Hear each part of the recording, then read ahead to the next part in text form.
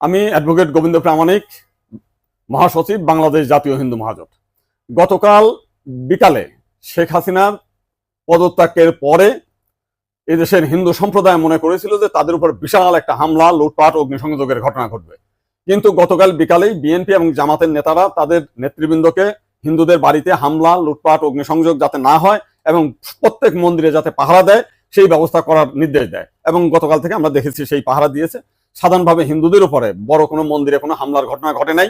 কিছু আওয়ামী লীগের হিন্দু নেতা আছে যারা বিভিন্ন সময় লম্পঝম্প করেছিল, তাদের বাড়িতে, শুধু হিন্দু বাড়ি না, মুসলিম আওয়ামী লীগ নেতাদের বাড়িতে হামলা হয়েছে, লুটপাট হয়েছে এবং সামান্য কিছু সুযোগ সন্ধানী এলাকা ভিত্তিক তারা কিছু সামান্য মন্দিরে হামলা করেছে, সেটা ব্যাপক বিষয় না।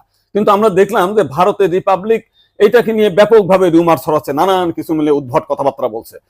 এবং আজকে দেখলাম শেখ হাসিনার নিয়ে তারা কাহিনী তৈরি করছে, বঙ্গবন্ধুর স্ট্যাচু ভাঙছে, সেটা নিয়ে তারা খুব দুঃখে সাগরে ভাসছে।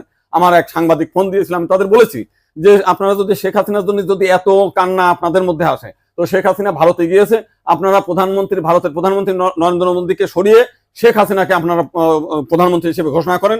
সে ভারতও রক্ষা করতে পারবে, তা আপনার সেভেন সিস্টারও রক্ষা করতে পারবে। আপনারা তো প্রতিদিন বলতেছেন যে শেখ হাসিনা না থাকলে ভারতে সেভেন সিস্টার থাকবে না। তো এইবার আপনাদের একটা বিশাল সুযোগ আছে, আপনারা শেখ হাসিনাকে ভারতের প্রধানমন্ত্রী করেন।